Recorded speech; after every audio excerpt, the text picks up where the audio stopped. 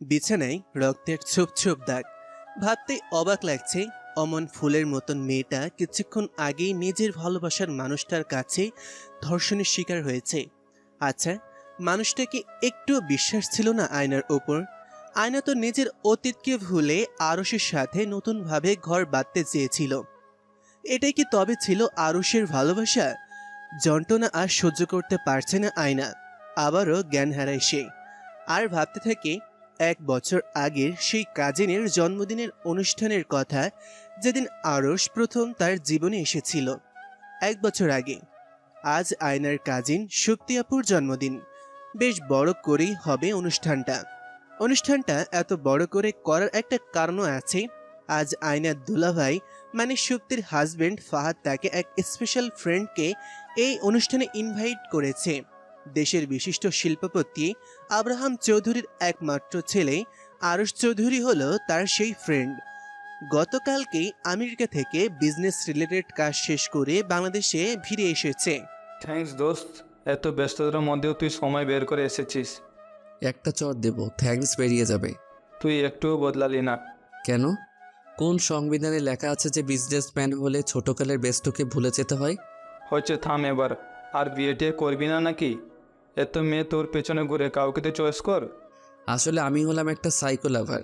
আমার ভালোবাসা অনেক ভয়ঙ্কর, কোনো মেয়ের তা পাওয়ার যোগ্যতা হয়নি। আর যদি কাউকে ভালোবেসে ফেলিস তখন কি করবি?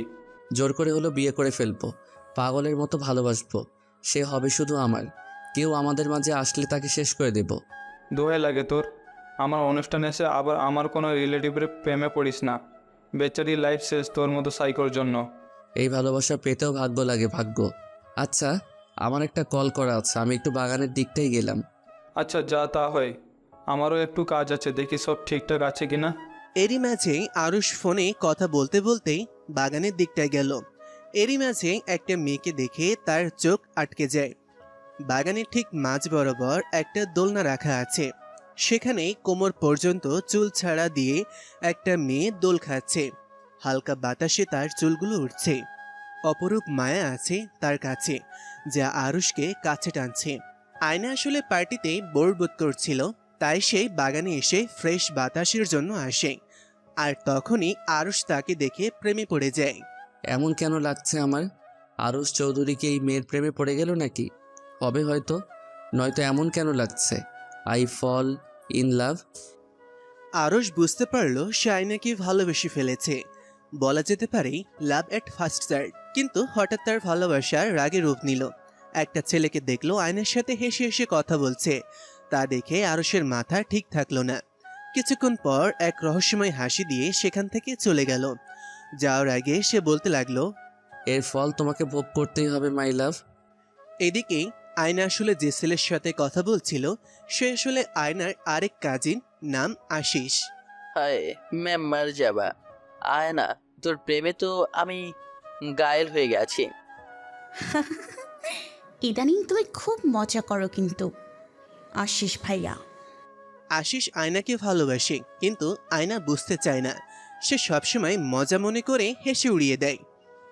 হে, তোকে না বলেছি কখন আমাকে ভাইয়া ডাকবি না, আমাকে নাম ধরে ডাকবি, নয়তো অন্য কিছু ডাকবি, মনে থাকে যেন। ঠিক আছে মামার ছেলে। মামা ছেলে মানে? তুমিই তো বললা ভাইয়া ডাকতে না, তাই আজ থেকে তোমাকে মামার ছেলে বলে ডাকবো। এ কথা বলেই আয়না দিল এক দৌড়। আশিস সেখানে ঠায় মেরে দাঁড়িয়ে রইল আর মুচকি হাসি দিয়ে বলল, একদিন ঠিক তুই আমার ভালোবাসা বুঝবি। এদিকে আয়না ফাহাদকে বলেছে গেস্ট রুমে কেক রাখা আছে, সেখান থেকে কেকটা নিয়ে আসতে। কেক কাটার সময় হয়ে গেছে, কিন্তু আয়না গেস্ট রুমে গিয়ে দেখে সেখানে লাইট অফ। কেউ কি আছে এখানে? আয়না ভাবলো এটা তার মনের ভুল, তাই সে লাইট না জ্বালিয়ে কেক খুঁজতে লাগলো। আর তখনই পেছন থেকে আরো শেষে আয়নার মুখ চেপে ধরে তার দিকে ফিরিয়ে নিল। আয়না চেয়েও চিৎকার করতে পারছে না। আর আরশের চোখের সামনে ওই ছেলেটার সাথে আয়না হেসে হেসে কথা বলার দৃশ্য ভেসে উঠল। নিজের রাগকে কন্ট্রোল করতে না পেরে সে আয়নার ঠোঁট জোড়া নিজের আয়ত্তে করে নিল। একে লিপকিস না বলে কামড়ানো বললেই বেশি ভালো হতো। আরুষ খুব খারাপভাবে আয়নার কোমর স্পর্শ করতে আর আয়নার ঠোঁটের ওপর অত্যাচার চালাচ্ছে। অন্ধকারে আয়না তার সাথে এমন অসভ্যতামি করা লোকটার চেহারাও দেখতে পাচ্ছে না। অনেক ছোটাছুটি করার পর আয়না ডুকরে ডুকরে কান্না করতে লাগলো। আর তখনই আরুষের হুঁশ আসে। সে যে এতক্ষণ কি করছিল, নিজের কাজের জন্য নিজের কাছেই নিজেকে এখন ছোট মনে হচ্ছে আরুষের। রাগের মাথায় সে যা করে বসলো, তা যদি আয়না জানতে পারে যে এটা আরুষের কাজ, সে তো কোনো দিন আরুষকে ভালোবাসবে না। এসব ভেবেই আরুষ আয়নাকে ছেড়ে দিল। আর সাথে সাথে আয়না এক দৌড়ে সেই রুম থেকে বেরিয়ে গেল। আর তখনই পার্টিতে সবাই খুব আনন্দ করছে, কিন্তু সবার মাঝে যে সবচেয়ে বেশি এক্সাইটেড ছিল এই পার্টি নিয়ে, সেই এখন চুপচাপ। আয়না আয়না কিছুতেই এই পার্টিতে নিজের অ্যাটেনশন দিতে পারছে না। ওর মাথায় বারবার শুধু ওই রুমের কথা ঘুরপাক খাচ্ছে। ফ্ল্যাশব্যাক। তখন সেই অচেনা লোকটা আয়নাকে ছেড়ে দিতেই সে দৌড়ে বাইরে চলে আসে আর ধাক্কা খায় ফাহাদের সাথে। আরে শালিকা, কি হলো আবার? তোমাকে এমন কেন লাগছে? ভাইয়া, ওই রুমে কে যেন আছে। মানে? তোমাকে না আমি কেক আনতে পারেছি? ওখানে তো কেউ নেই। আচ্ছা চলো গিয়ে দেখি। আয়না ফাহাদকে নিয়ে সেই রুমে গেল, কিন্তু আশ্চর্য, সেখানে কেউই ছিল না। দেখলে ওখানে কেউ নাই। হয়তো সারাদিন অনেক স্বর্গলের ভিতরে ছিলে, তাই হ্যালোসিলেশন হয়েছে। হবে হয়তো। আচ্ছা, ওই কেকটা নিয়ে নিচে চলুন, সবাই ওয়েট করছে।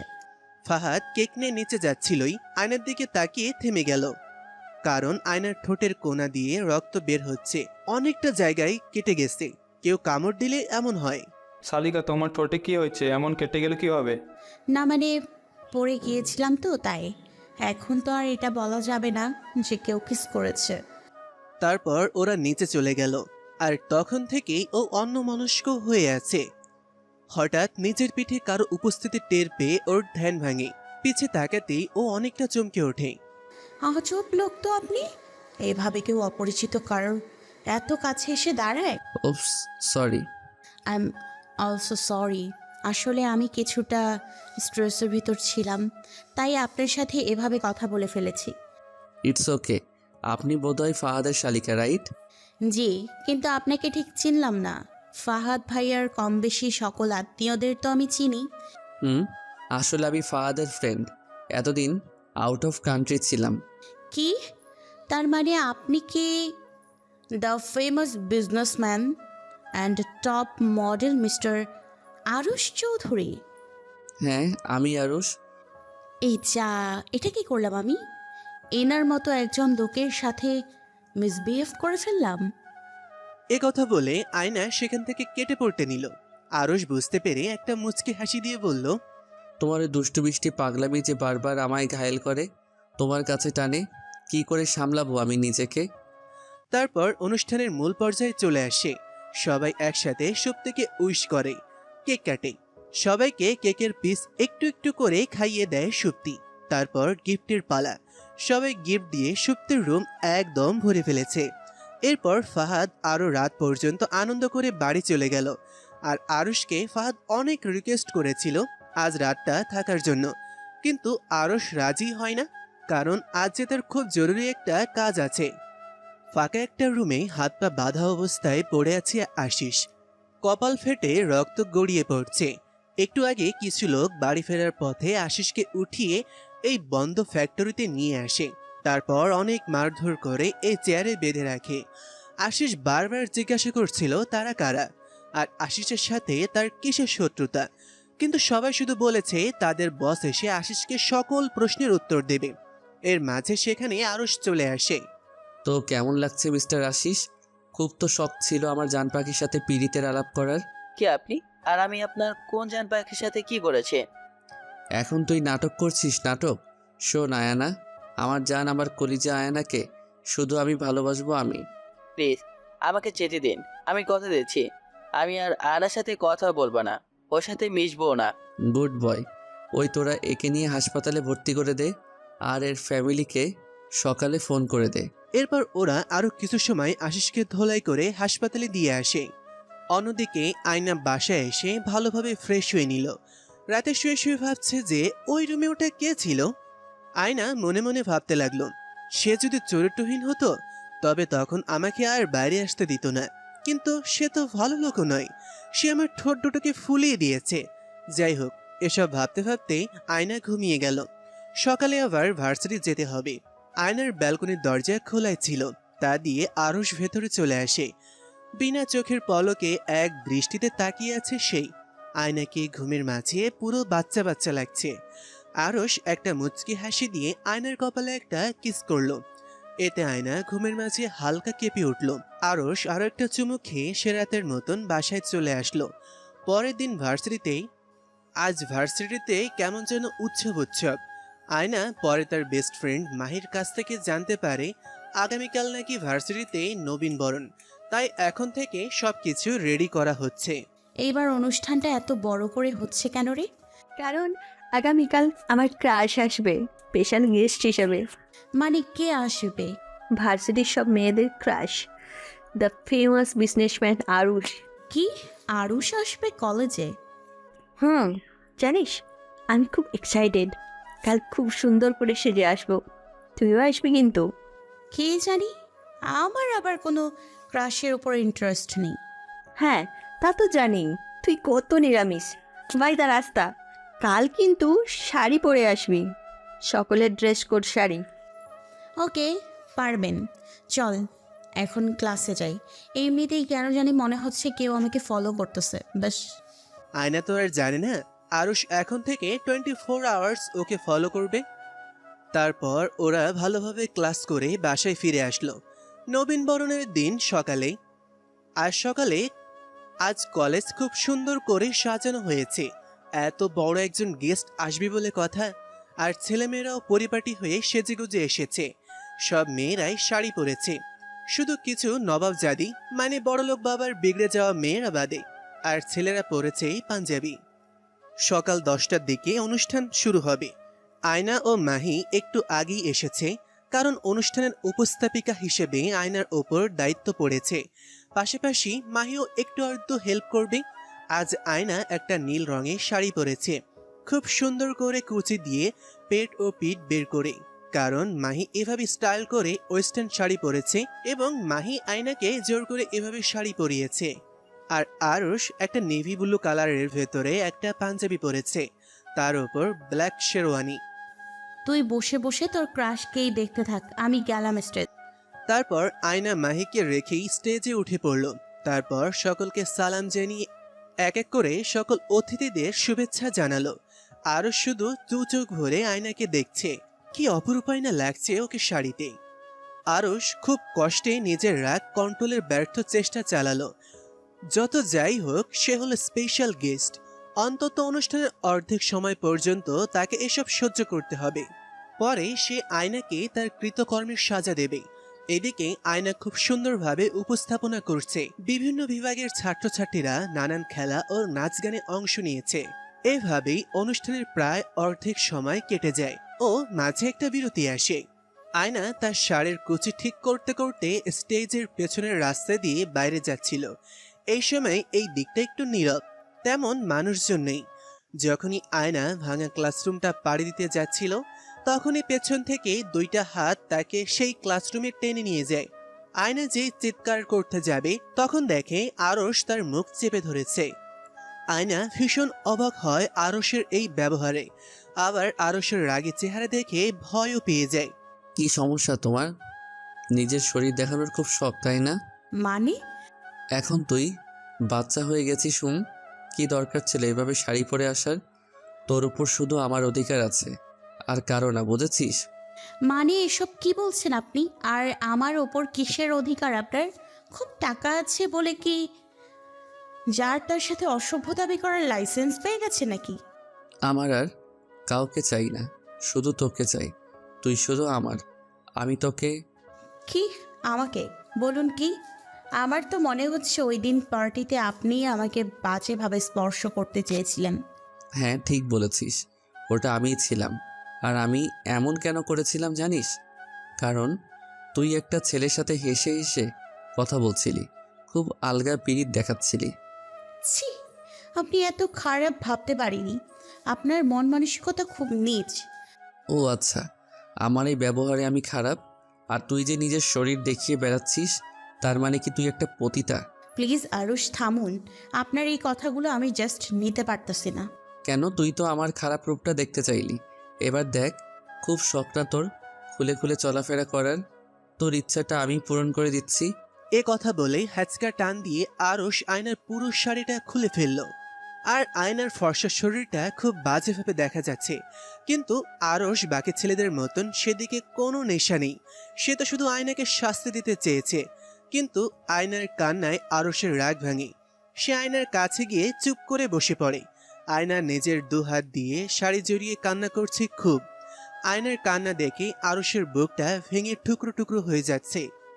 আরশ আয়নার কাছে আসতে নিলে আয়না ভয়ে কাচুমাচু হয়ে যায়, কারণ সে মনে করেছিল আরশ তার সাথে খারাপ কিছু করবে।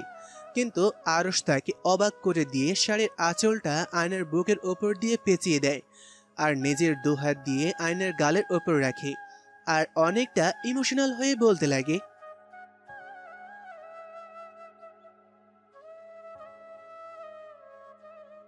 আমি জানি আমি যা করেছি তাতে তোমার কাছে আমি পৃথিবীর সবচেয়ে নিকৃষ্ট ব্যক্তি, কিন্তু বিশ্বাস করো আমি চরিত্রহীন নই। আমি তোমাকে খুব ভালোবাসি আয়ানা, কিন্তু বাকি 8-10টা ছেলের মতো নিজের ভালোবাসার মানুষের সামনে নিজের ভালোবাসা মনের কথাগুলো বলতে পারি না যেন কেন। 8 বছর বয়সে আমার মা মারা যায়, বাবা তখন আরেকটা বিয়ে করে অন্য দেশে চলে যায় আমার নামে সব সম্পত্তি লিখে দিয়ে। কিন্তু টাকায় কি মানুষকে সুখ দিতে পারে বলো? যেই বয়সে সন্তানরা মায়ের আঁচলের ছায়ায় বড় হয়, সেই বয়সে আমি অনাথ হয়ে গেছি। আমার দাদা আমাকে দেখাশোনা শুরু করে। সবেমাত্র কলেজের গণ্ডি বেরোতেই আমার দাদাও আমাকে ছেড়ে চলে যায়। যেই বয়সে ছেলেরা জিএফ নিয়ে ব্যস্ত থাকে, সেই বয়সে পড়াশোনার পাশাপাশি আমাকে পুরো বিজনেস সামলাতে হয়। নিজের একাকিত্ব দূর করার জন্য সবসময় নিজেকে কাজের মাঝে ডুবিয়ে রাখতাম। সময় পেলে ড্রিঙ্কস করে অবসর কাটাতাম। সুন্দর রূপের জন্য অনেক মেয়েরাই আমার জন্য পাগল, কিন্তু আমি তা দিয়ে কি করব? সত্যি ভালোবাসা পাওয়ার লোভ আমাকে চিরে চিরে খাচ্ছিল। আয়নার নিজের অজান্তেই চোখ থেকে পানি গড়িয়ে পড়তে লাগলো। আরশ একটু থেমে আবার বলতে লাগলো, সেদিন পার্টিতে প্রথম তোমাকে দেখে আমি তোমার প্রেমে পড়ে যাই, অনেকটা সাইকোর মতো। কি করব বলো? মা বাবার কাছ থেকে তো কখনো শিক্ষা পাইনি, তাই তোমার ভালোবাসায় আমি পাগল হয়ে গেছিলাম। তোমাকে অন্য কারো পাশে সহ্যই করতে পারি না, ভালোবাসাটা চেয়েও প্রকাশ করতে পারি না, এটা আমার ব্যর্থতা। কিন্তু বিশ্বাস করো আমি খারাপ নই। আমি আর 4-5টা সাধারণ মানুষের মতো সঙ্গী চাই। আমার একাকিত্ব দূর করতে চাই। আমি তোমাকে চাই। আয়না এতক্ষণ চুপ করে এক দৃষ্টিতে আরশের দিকে তাকিয়েছিল। নদীর তীরে বসে আছে দুজন। নদীর স্রোত তার আপন গতিতে চলছে, আর আয়না চুপচাপ নদীর পানির দিকে তাকিয়ে আছে। আর আরশ, সে তো সূর্যাস্তের এই স্নিগ্ধ আলোয় আয়নাকে দেখছে। কিছুক্ষণ নীরব থাকার পর আরশ বলে উঠল, আমি কিন্তু আমার জবাবটা পাইনি। কিসের জবাব? ওই যে তখন তুমি আমার কথা শুনে এভাবে আমাকে জড়িয়ে ধরলে কেন? তুমি কি আমায়... অনুতাপের জন্য। আপনার কথা না জেনেই আপনাকে এত কথা শুনিয়েছি, তাই ভীষণ অনুতপ্ত হচ্ছিলাম। এর বেশি কিছু না। আর আপনি যদি ভেবে থাকেন আমি আপনাকে ভালোবেসে ফেলেছি, এটা আপনার ভুল ধারণা। আপনি আমার সাথে যেই ব্যবহার করেছেন। সরি, আসলে তোমার পাশে কেন জানি আমি কাউকেই সহ্য করতেই পারি না। বুঝলাম। বাই দ্য ওয়ে, আমি বাড়ি যাব, এমনিতে অনেক লেট হয়ে গেছে। আয়ানা, আমি একটা রিকোয়েস্ট করব, রাখবে? চেষ্টা করব। আগামী 7টা দিন তুমি কি আমার প্রেমিকা হবে? মানে? টেনশন নিও না, আমি কখনো তোমার উপর জোর করব না, আর তোমাকে বাজেভাবে টাচ করব না। তুমি শুধু 7 দিন আমার সাথে সময় কাটাবে। এতে কি হবে? আমার বিশ্বাস তুমি এই কয়েকটা দিনে আমাকে ভালোবেসে ফেলবে। প্লিজ আয়ানা, রাজি হয়ে যাও। এরপর কখনো তোমাকে আমি ডিস্টার্ব করব না। যদি রাজি না হই? তোমাকে নিয়মিত জ্বালাবো।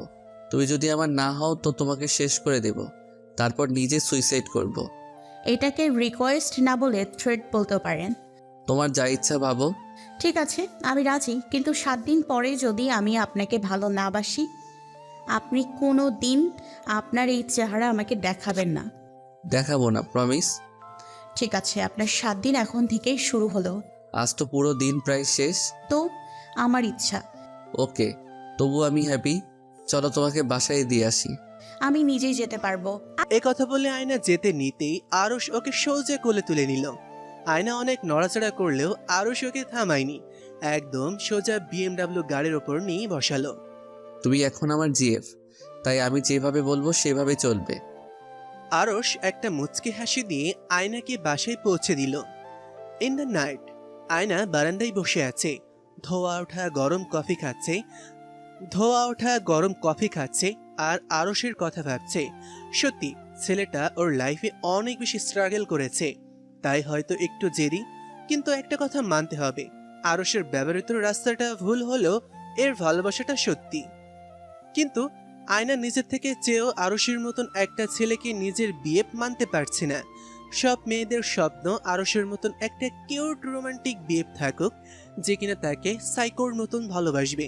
কিন্তু আয়না এমন কাউকে পেয়েও তো হঠাৎ ও খেয়াল করলো ওর পিছে কেউ দাঁড়িয়ে আছে। এই চুপ। আমি আপনি এত রাতে এখানে কেন? নিজের জিএফকে দেখতে আসলাম। যান এখান থেকে, আম্মু দেখলে আমি শেষ। আগে এটা ধরো। এত চকলেট কেন? কারণ আমি জানি তুমি চকলেট কত লাইক করো, তাই আনলাম। এটা রাখো, আমি চলে যাব পাক্কা। দিন, রাখছি। হ্যাপি, এবার চলে যান। আরশ যেতে নিতেই হুট করে আয়নার কাছে চলে আসলো, কপালে একটা চুমু দিয়ে এক লাফ। আসলে নিচে আরশ আগে থেকে সবকিছু রেডি করে রেখেছিল যেন পড়ে না যায়। পাগল। আরশ যেতে যেতে বলতে লাগলো, হেসেছো তো ফেসেছ। আয়না অবশ্য ওর কথা বুঝতে পারেনি। ইন দ্য নেক্সট ডে ভার্সিটিতে এসেই এত বড় একটা সারপ্রাইজ পাবে তা কখনোই ভাবতে পারেনি আয়না। আরশ মাত্র এক রাতে এত অ্যারেঞ্জমেন্ট করলো কিভাবে? কলেজের গেটটা সুন্দর করে লাভ বেলুন দিয়ে ভরা, তার মাঝে লেখা আরশ লাভ আয়না। আয়না এসব দেখে মুখে রাগী ভাব দেখালেও মনে মনে ভীষণ হ্যাপি। তারপর গেট খুলে কলেজে ঢুকতেই আরেক সারপ্রাইজ। অনেকগুলো মেয়ে সিরিয়ালে দাঁড়িয়ে আছে, সবার হাতে একটা করে গোলাপ আর তার সাথে একটা করে লাভ বেলুন, আর প্রত্যেকটা বেলুনে আয়নার ছোটবেলার আলাদা আলাদা ছবি। আয়না অবাক চোখে দেখছে ছবিগুলোকে। এই ছবি তো আয়না ছোট থেকে বড় হওয়ার স্মৃতিগুলোকে তাজা করে দিচ্ছে। কিন্তু এত সুন্দর করে ছোটবেলার ছবিগুলো আরশ পেল কোথায়? যাই হোক, আয়নার সামনে এগোচ্ছে আর সবাই ওকে তাদের হাতের বেলুনওয়ালা ছবিগুলো দিচ্ছে।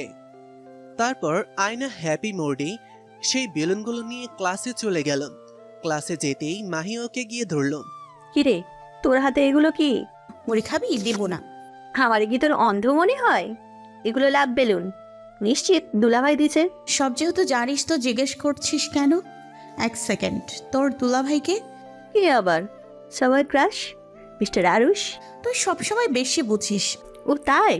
তাহলে তুই ওর পাগলামি সহ্য কেন করিস? ও আমাকে একটা শর্ত দিছে। আচ্ছা এইসব বাদ, তুই জানি আমাকে কি বলবি?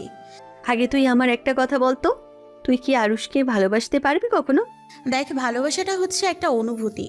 কখনো কেউ জোর করেও ভালোবাসা পায় না, আবার কখনো কখনো আপনা আপনি তা হয়ে যায়। ভালোবাসায় কোনো শর্ত থাকে না, কোনো স্বার্থ থাকে না। ভালোবাসায় থাকে শুধু ত্যাগ, শুধু স্যাক্রিফাইস। এখন আরুষকে আমি কখনো ভালোবাসবো কিনা জানি না। আচ্ছা তুই আমাকে কি বলবি বল। নিউজ পেয়েছিস? কিসের? কলেজের একটা নতুন স্যার এসেছে, সেই কিউট, আমারও ক্রাশ, নাম আবির।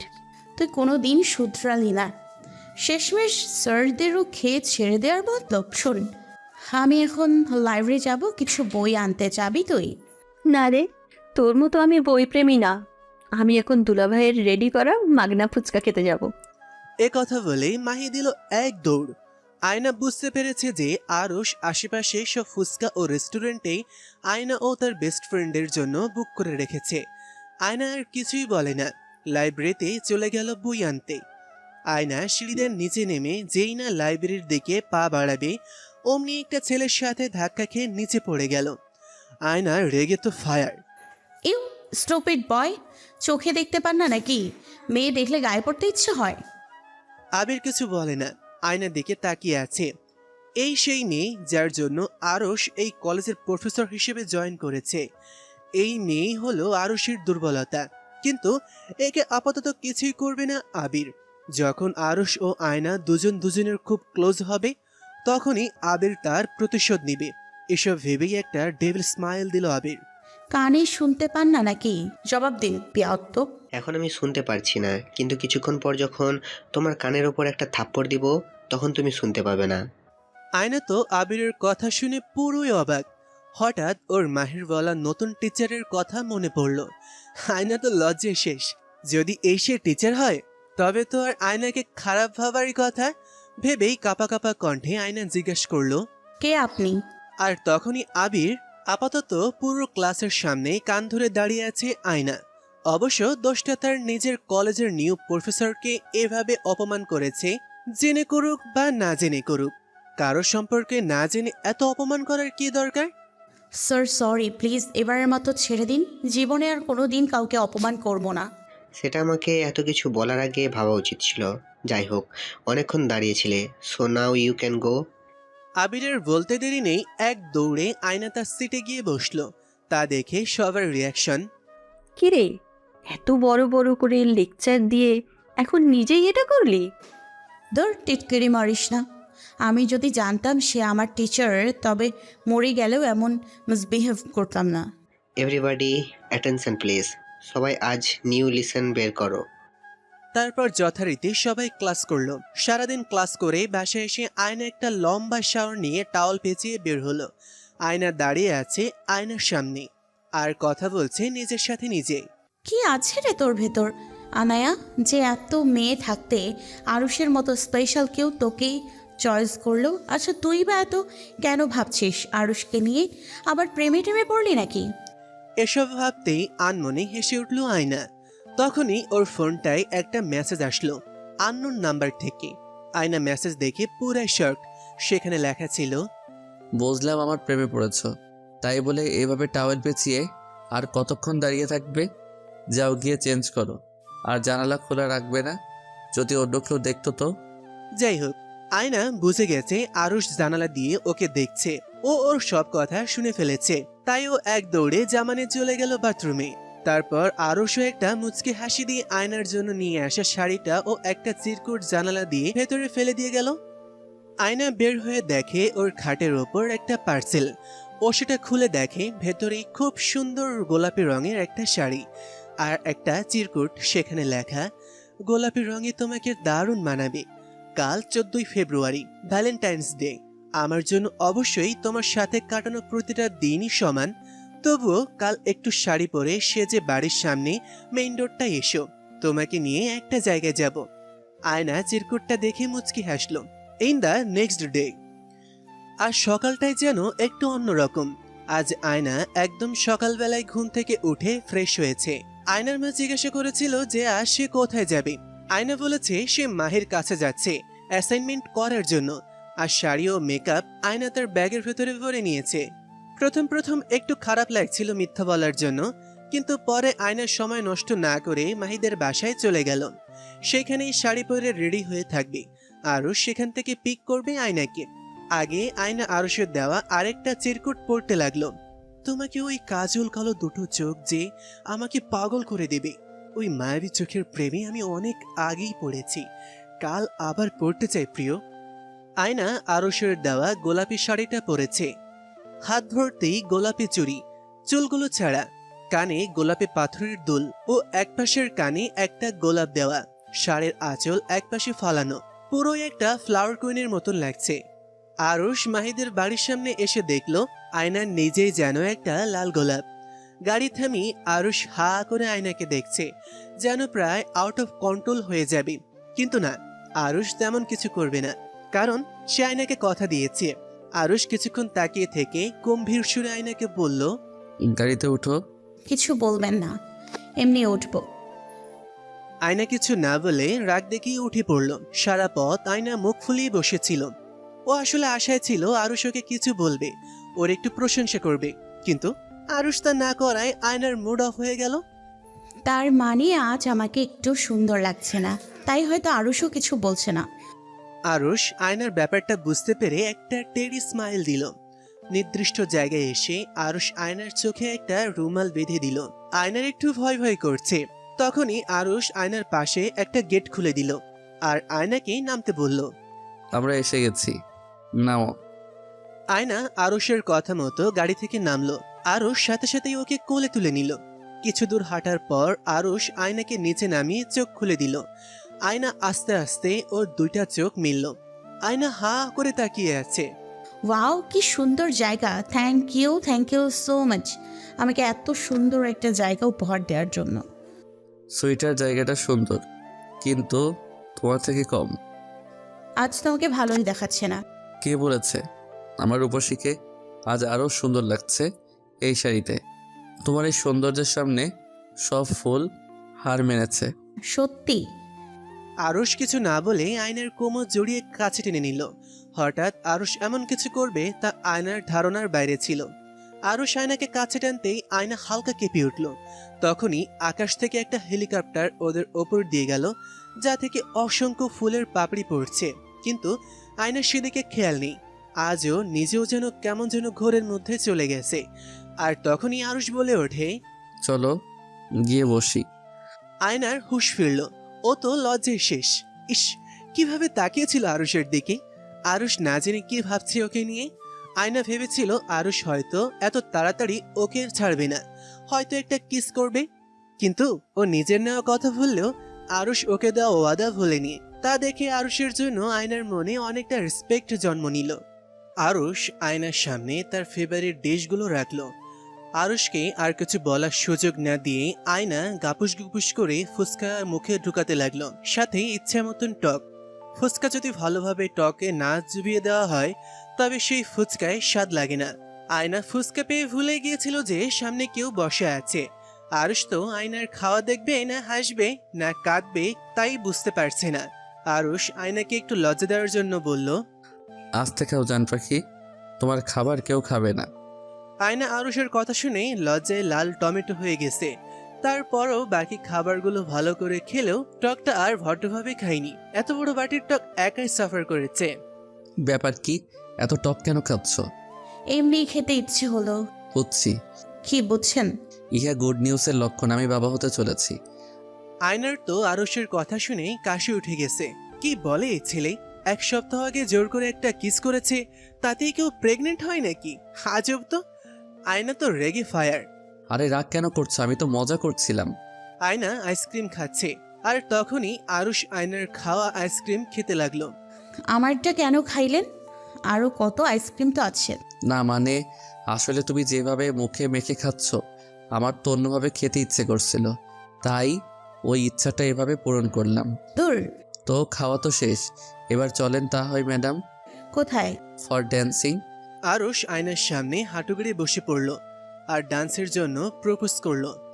দি beautiful lady, will you can be my dance partner? Yes. Aayna আরুষের বাড়িয়ে দেওয়া হাতটা ধরলো। তারপর ওরা নাচ শুরু করলো। আরুষ যেন নাচের মাঝে এক ঘোরের মধ্যে চলে গেছে। এক দৃষ্টিতে চেয়ে আছে সামনের গোলাপি পরিটার দিক। হঠাৎই বৃষ্টি শুরু হয়ে গেল। আরুষ তো এক দৌড়ে পাশের একটা ভাঙা ছাউনির নিচে গিয়ে দাঁড়ালো। বারবার আয়নাকে ডাকছে, কিন্তু আয়না তো বৃষ্টি বলতেই পাগল। ও আরও বাগানের মাঝে গিয়ে 2 হাত মেলে চারপাশে ঘুরছে আর খুশিতে আত্মহারা হয়ে পড়েছে। প্রবল বৃষ্টিতে আয়না ভিজে একাকার। 2 হাত মিলে আয়না বৃষ্টিতে ভিজছে আর হাসছে। আরুষ তো এক ধ্যানে তাকিয়ে আছে আয়নার দিকে। জর্জেটের পাতলা শাড়িটা বৃষ্টিতে ভিজে পুরো শরীরের সাথে লেপ্টে গেছে, কিন্তু আরুষের সেদিকে কোনো খারাপ নজর নেই। সে তো আয়নার মিষ্টি হাসি দেখতে ব্যস্ত। আয়না এতক্ষণ খেয়াল না করলেও এখন সে বেশ বুঝতে পেরেছে যে সে যে কত বড় বাচ্চামো করে ফেলেছে। আরুষ তো আয়নাকে দেখতে দেখতে একদম কাছে চলে এসেছে। আর তখনই আয়না পেছনে ফিরে তার চুলের পানি দিয়ে আরুষের মুখের অবস্থায় 12টা বেজে গেছে। আর আরুষও এই প্রথম বৃষ্টিতে ভিজেছে। আয়না দূরে যেতে নিলেই আরুষ ওকে জড়িয়ে ধরল। আয়নার নিঃশ্বাস যেন বেড়ে গেছে।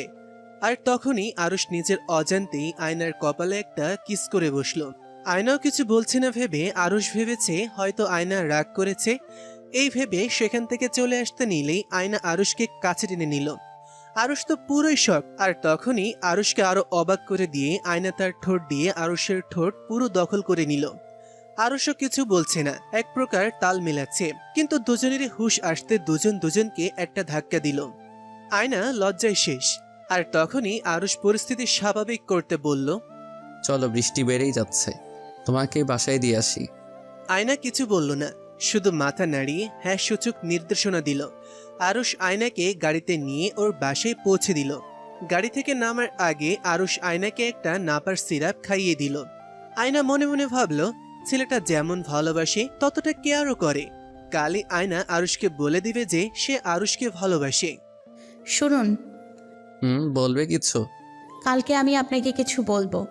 ওকে বলবে, সমস্যা নেই। কালকে তোমাকে একটা স্পেশাল জায়গায় নিয়ে যাব, সেখানে গিয়ে যা বলার বলবে। আচ্ছা। তারপর আয়না ওর বাসায় চলে গেল। মাঝপথে ড্রেস চেঞ্জ করে এসেছিল, তাই বাসায় কেউ বুঝতে পারেনি।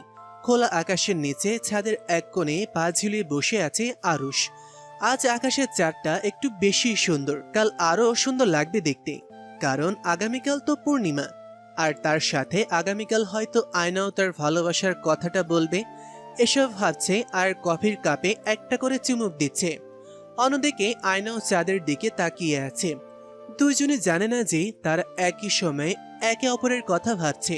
তাদের অজান্তেই ভাবনার সাক্ষী হয়ে আছে এই চাঁদ। এখন শুধু কালকের অপেক্ষা। The next day. আজ আয়নার মনটা খুব ভালো। যথারীতি আজকেও খুব সুন্দর পরিপাটি হয়ে কলেজে এসেছে সে। আজ কলেজ ছুটি দিলে বাসায় না গিয়ে আরুষের কাছে যাবে। এইসব ভাবনার মাঝেই তৃতীয় পিরিয়ড শেষে মাহি ও আয়না স্কুলের পেছনের গাছতলায় গিয়ে বসলো। তো বল, তোর প্রেমের খবর কি? ভালোই তো। যাক বাবা, শেষে অন্তত স্বীকার করলি যে তুই আরুষ চৌধুরী প্রেমে পড়েছিস। এখনো ওকে বলিনি, তবে আজ বলবো। মাহি ও আয়না কথা বলছিল, এর মাঝেই সেখানে একটা মেয়ে আসলো। দুইজনেই মেয়েটার দিকে তাকালো। শ্যামল বর্ণের মেয়েটার চেহারা অনেক মায়া। পরনে খুবই কম দামি একটা থ্রি পিস। দেখেই খুব সিম্পল পরিবারের মেয়ে মনে হচ্ছে। মেয়েটা কেমন যেন অসহায় দৃষ্টিতে তাকিয়ে আছে আয়নার দিকে। আয়নাই বলতে লাগলো, কে তুমি আপু, কিছু বলবে? কাউকে কি ভয় পাচ্ছ? মেয়েটা কিছু বলছে না। ভয়ে ওর হাত পা কাঁপছে, বারবার এদিক সেদিক তাকাচ্ছে। মনে হচ্ছে কেউ ওকে ভয় দেখাচ্ছে। আয়নাও ব্যাপারটা বুঝতে পারল। একটু সাইডে আসবেন? নিশ্চয়ই, এবার বল। দোহাই লাগে আপনার, আরুষের জীবন থেকে সরে যান। আমি চাই না আমার মতো আপনার লাইফটাও শেষ হোক। কি যা তা বলছেন? আরুষ খুবই ভালো ছেলে, আমাকে ভালোবাসে। ভালোবাসা? ওর মতো ছেলে ভালোবাসতে জানে না, ও শুধু ঠকাতে জানে। Enough is enough. অনেক শুনেছি আপনার ফালতু কথা। আর না, আপনার এসব কথার কোনো প্রুফ আছে? আছে, ও আমাকেও ঠকিয়েছে। ও শুধু মেয়েদের শরীর চায়, এমন পাগলের মতো ভালোবাসার অভিনয় করে। একবার ওই দেহটা পেলে তাকে ছেড়ে দেয়। ওদের মতো হাই ক্লাসের ছেলেরা এমনই হয়। না হয় একবার ভাবো, এত ভালো ভালো মেয়ে থাকতে ও তোমাকেই কেন চুজেন করলো? ভাবো। চুপ, একদম চুপ। তুই একটা ফ্রড। আমাকে পারলে তোর একটা কথার প্রুফ দে। এই যে আপু, প্রুফ। এই কথা বলে মেয়েটা আয়নাকে ওর ফোনের কিছু ছবি দেখালো, যা দেখে আয়নার পায়ের নিচের মাটি সরে গেল। সেখানে আরুষের মতোই দেখতে একটা ছেলে মেয়েটার সাথে খুবই অন্তরঙ্গ ছবি তুলেছে। আয়না আর থাকতে পারছে না, ওর দম বন্ধ হয়ে যাচ্ছে। হঠাৎ ও ওইখানেই সেন্সলেস হয়ে পড়ে। আর সেই রহস্যময়ী মেয়েটা ঠোঁটের কোণে একটা রহস্যময় হাসি দিয়ে সেখান থেকে চলে যায়। বিকেলবেলা আয়না চোখ খুলে নিজেকে হাসপাতালের বেডে আবিষ্কার করলো। দেখতে পাই পাশে মাহি ও আরুষ বসে আছে। আরুষের মুখটা শুকনো শুকনো, চোখ দুইটাও ফোলা ফোলা। দেখে মনে হচ্ছে সারাদিন কিছুই খায়নি। জান পাখি, কি হয়েছে তোমার? মাহি, একটু বাইরে যা। আচ্ছা, যাচ্ছি। ওকে কেন পাঠালে? কি হয়েছে? থামুন, আপনার ওই নোংরা হাত দিয়ে আমাকে স্পর্শ করবেন না। মানে কি বলছো এসব? বাহ, কি সুন্দর অভিনয়! লজ্জা করে না আপনার মেয়েদের জীবন নিয়ে খেলতে? আমার আগে না জানি আরো কত মেয়ের জীবন নিয়ে খেলেছেন। আরুষ আর নিজের রাগকে কন্ট্রোল করতে পারল না। সজোরে একটা থাপ্পড় বসিয়ে দিল আয়নার গালে। ফর্সা গালটা লাল টকটক করছে। দেখ, তোকে ভালোবাসি তার মানে এই না যে তুই যা ইচ্ছে তাই বলার লাইসেন্স পেয়ে গেছিস। আপনার মতো জানোয়ারের কাছ থেকে এটাই আশা করা যায়। আপনি তো শুধু মেয়েদের শরীর চান, যেমন প্রথম দিন আমারটা চেয়েছেন, কিন্তু যখন তা পারেননি মিথ্যে অভিনয় শুরু করেছেন। ব্যাস, অনেক হয়েছে। কে বলেছে তোমায় এগুলো? আমি তোমাকে ভালোবাসি, তোমায় বিয়ে করতে চাই। থু থু, এমন স্বপ্ন না জানি আরও কত মেয়েকে দেখিয়েছেন, তার প্রমাণই ছবিগুলো। এ কথা বলে আয়না ওই মেয়েটার দেয়া ছবিগুলো আরুষকে দেখালো। আরুষ দেখেই বুঝে গেছে ছবিগুলো এডিট করা, কিন্তু আরুষ ভাবতো আয়না ওকে ভালোবাসে। আর ভালোবাসার মানুষের প্রতি কি একটু বিশ্বাস করা যায় না? জান পাখি, বিশ্বাস করো এগুলো সব মিথ্যে। আমি তোমার ছাড়া অন্য কোনো মেয়ের কথা ভাবতেও পারি না। আর কত মিথ্যে বলবেন? প্লিজ আমার সামনে থেকে চলে যান, আর পারলে কোনো দিনও আবার সামনে আসবেন না। এসব কি বলছো? তুমি না আমায় ভালোবাসো, আমাকে ছাড়া থাকতে পারবে? আজব তো, আমি কখন বলেছি যে আমি আপনাকে ভালোবাসি? I just hate you. আর কোনো দিন যদি আমার সামনে আসেন তো আমার মরা মুখ দেখবেন। তার আর প্রয়োজন নেই। শুধু একটা কথা মনে রেখো, ভালোবাসায় বিশ্বাস জিনিসটা খুব দরকার। এই কথা বলে আরুষ সেখান থেকে চলে গেল। আজকের পর আরুষ আর কখনো আয়নার সামনে আসবে না। জীবন্ত লাশ হয়ে বেঁচে থাকবে। হায়রে ভালোবাসা! মানুষ ভালোবাসার জন্য কি না ত্যাগ স্বীকার করে, অথচ সামান্য বিশ্বাসের অভাবে এমন অনেক ভালোবাসার গল্প অসম্পূর্ণ থেকে যায়। আদৌ কি কখনো ওরা দুজন দুজনের মনের কথা জানতে পারবে? হবে কি কখনো ওদের ভালোবাসার জয়? আর কে সে ষড়যন্ত্রকারী যে ওদের আলাদা করে দিল? প্রশ্ন রইল শ্রোতাদের কাছে। সময় যে কারো জন্য অপেক্ষা করে না।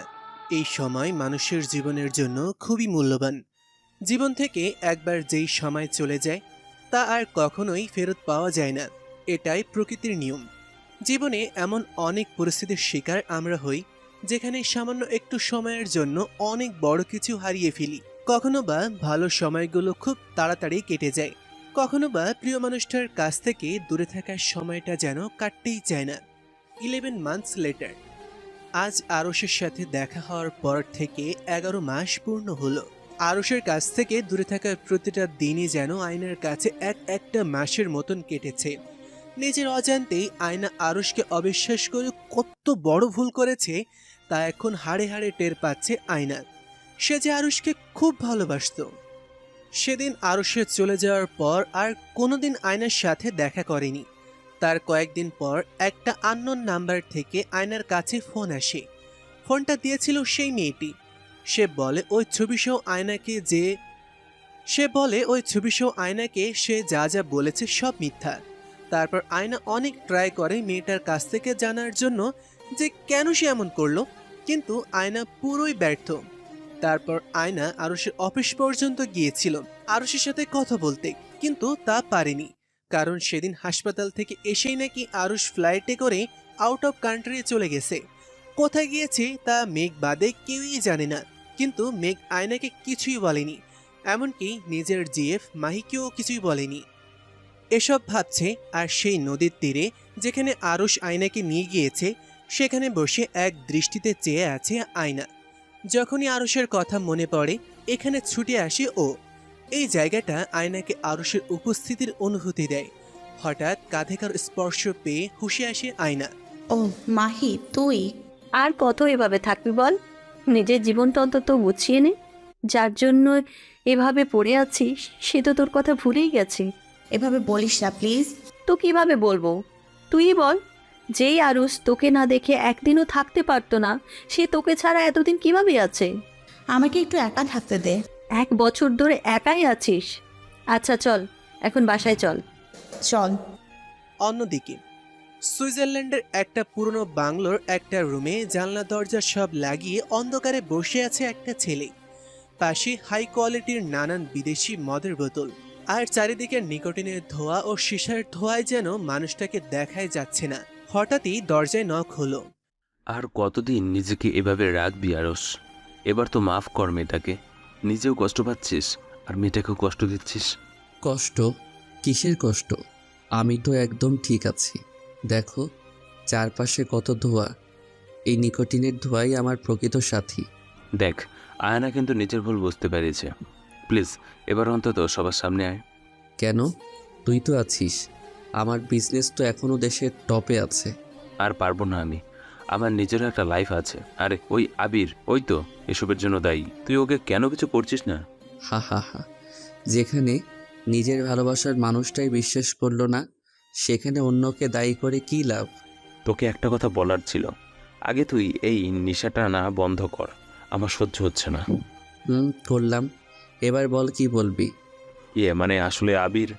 বল, আবার কি করলো ওই জানোয়ারটা?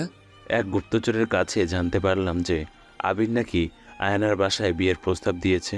এবং এবং থেমে গেলি কেন? কি হয়েছে বল। আসলে আয়না রাজি হয়ে গেছে।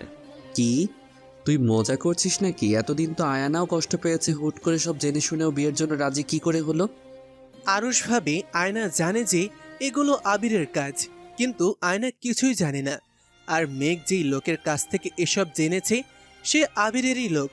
এখন আবার একটা ভুল বোঝাবুঝি হলো। আয়না কখনো আরুষ ছাড়া কাউকে বিয়ে করবে না। আরুষের চোখ রক্তবর্ণের আকার ধারণ করেছে। আরুষকে এর আগে কখনো এত ভয়ানক দেখায়নি। কে জানে আরুষ আবার কিছু ভুল না করে বসে। আয়নার মনটা আজও ভালো নেই। আজ ওর জন্মদিন। মা বাবা একটু আগে উইশ করে গেছে। মাহি চেয়েছিল একটা পার্টি করে আয়নার মুড ভালো করবে, কিন্তু কিছুতেই লাভ হয়নি। আয়নার সবচেয়ে বড় গিফট হবে কেউ যদি ওকে আরুষকে এনে দেয়। আজ আয়নার বুকটার ভেতর এক অতৃপ্ত আত্মা হাহা করছে। ইস, আজকে যদি আরুষের দেখা পেত আয়না। এসব ভাবতে ভাবতে বাসায় ফিরছিল আয়না। একদিকে আরুষের কোনো খোঁজ নেই, তার উপর বাবা মা হঠাৎ করে বিয়ে দেওয়ার জন্য উঠে পড়ে লেগেছে।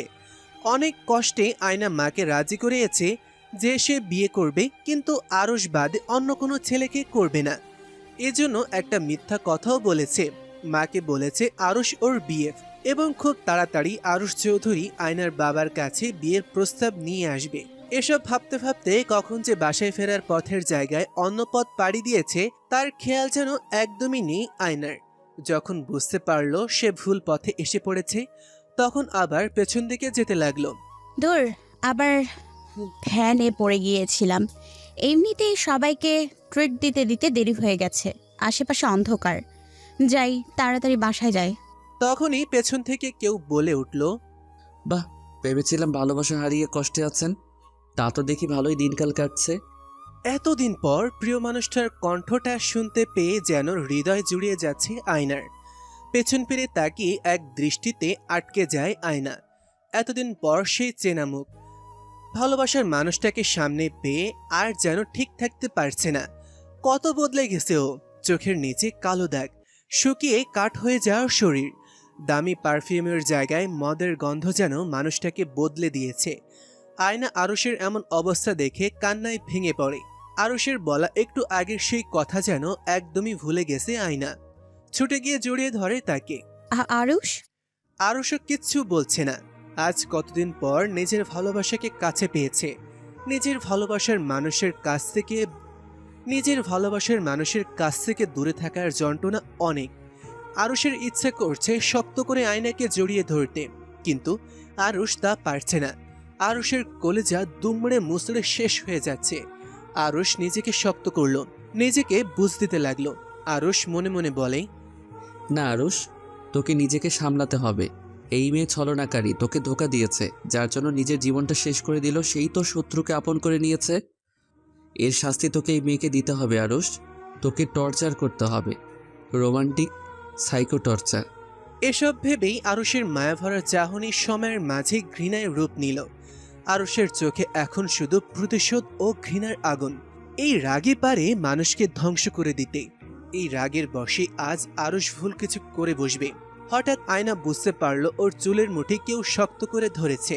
আয়না মাথা উঁচিয়ে দেখে আরুষ রাগীভাবে চেয়ে আছে আয়নার দিকে।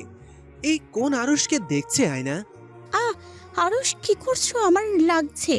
ইস, খুব লাগছে না? আমি তো এখনো কিছু করলামই না, এখনই লাগছে। ইস, কি সব বলছো আরুষ? এতদিন পর তোমাকে কাছে পেয়েছি, কত কথা বলার আছে তোমাকে, আর তুমি? তাই তো, এতদিন পর দেখা হয়েছে, তাই তো ভালোবাসার দাম নিতে এসেছি। কি বলছো? আমি কিছুই বুঝছি না। ভালোবাসার আবার দাম হয় নাকি? হয়তো। তা আবিরের সাথে কেমন চললো প্রেম? ও সরি, ও তো আবার তোর উঠবি। কি? আবির স্যারের সাথে আমার আবার কি হবে? দেখো আরুষ, আবার অমুকদের মাঝে ভুল বোঝাবুঝি হচ্ছে। চল আমার সাথে, ভুল বোঝাবুঝিটা ঠিক করছি। এসব কথা বলেই আরুষ আয়নাকে টানতে টানতে গাড়িতে নিয়ে বসালো। আয়নার শরীরের অনেক অংশ কেটে ছিঁড়ে গেছে, সেখান থেকে রক্ত বের হচ্ছে, কিন্তু আরুষের সেদিকে কোনো খেয়াল নেই। আরুষ খুব জোরে গাড়ি চালাচ্ছে। আরুষ, আস্তে চালাও প্লিজ। কোথায় নিয়ে যাচ্ছো? আরুষ কোনো কথা না বলে শুধু ড্রাইভ করছে।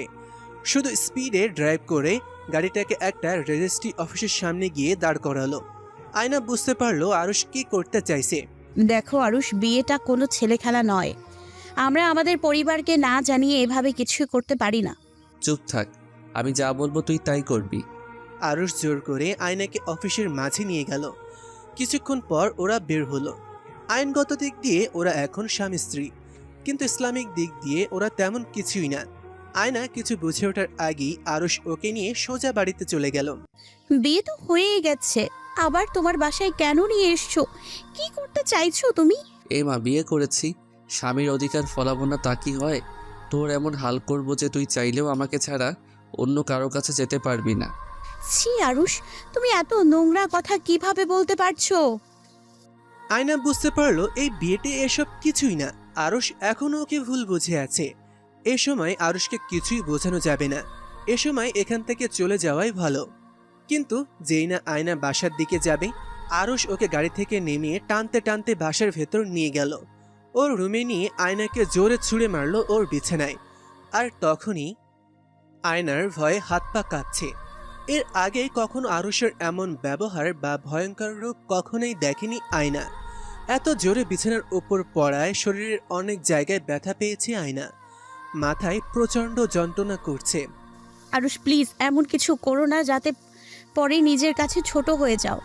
এখন কি তোর কাছে আমায় কৈফিয়ত দিতে হবে আমি কি করব না করব? আরুষ তুমি? আয়নাকে আর কিছু বলার সুযোগ না দিয়ে ওর ঠোঁট দুইটা দখল করে নেয় আরুষ। একটা হ্যাচকা টান দিয়ে শাড়ির আঁচলটা ফেলে দেয়। আয়না ডুকরে ডুকরে কাচ্ছে, কিন্তু আরুষের সেদিকে খেয়াল নেই। সে তো আয়নার উপর রোমান্টিক অত্যাচার চালাতে ব্যস্ত। আয়নাকে কোলে করে বিছানায় শোয়াতেই আরুষ বুঝতে পারলো আয়না অজ্ঞান হয়ে পড়েছে। স্বাভাবিক, এই অল্প সময়ে অনেক ধকল গিয়েছে বাচ্চা মেয়েটার উপর। আরুষ নীরবে তাকিয়ে আছে আয়নার মায়াবী চেহারাটার দিকে, আর নিশ্চুপ অনুভূতি নিয়ে চোখের পানি ফেলতেছে। না, ও পারবে না আয়নাকে কষ্ট দিতে। আয়না যত বড়ই অন্যায় করুক, আরুষ তো আর আয়নাকে ধর্ষণ করতে পারবে না। আয়না ঠিকই বলেছে, শুধু কাগজে কলমে দুইটা সাইন করলেই বিয়ে হয়ে যায় না। বিয়ে হলো একটা পবিত্র বন্ধন, যা ইসলামিক নীতিতে হয়। আর স্বামী স্ত্রীর ভালোবাসা তো আল্লাহর আরশ থেকে আসে। হ্যাঁ, এটা ঠিক, আরশ আয়নার চাইলেও এত বড় ক্ষতি করবে না, কিন্তু আয়নার তো একটা শাস্তি পাওয়া দরকার। এসব ভেবে আয়নার শাড়িটা পুরো খুলে ওকে বিছানায় শুইয়ে দিল, যেন আয়না জ্ঞান ফেরার পর ভাবে আরশ ওকে ধর্ষণ করেছে। কিন্তু আরশ তেমন কোনো কিছুই করবে না। ড্রয়ার থেকে একটা মলম বের করে আয়নার শরীরের যেখানে যেখানে কেটে গেছে সেখানে মলম লাগিয়ে দিয়ে রুম থেকে বের হয়ে গেল আরশ। এখন আবারও ড্রিঙ্কস করবে। পুরনো ঘাগুলো আবারও তাজা হয়ে উঠতেছে। এখন নিকোটিনের ধোয়া আর মদই পারবে ওকে একটু শান্তি দিতে। ইন দ্য মর্নিং, সকালে আয়নার জ্ঞান ফিরল। জেগেই নিজেকে নগ্ন অবস্থায় আরশের বেডে আবিষ্কার করলো। কষ্টে বুকটা ফেটে যাচ্ছে আয়নার। আয়না ভেবেছে সত্যি আরুষ কাল ওকে ধর্ষণ করেছে। আয়নার এখন সত্যি আরুষের ওপর ভীষণ ঘৃণা হচ্ছে।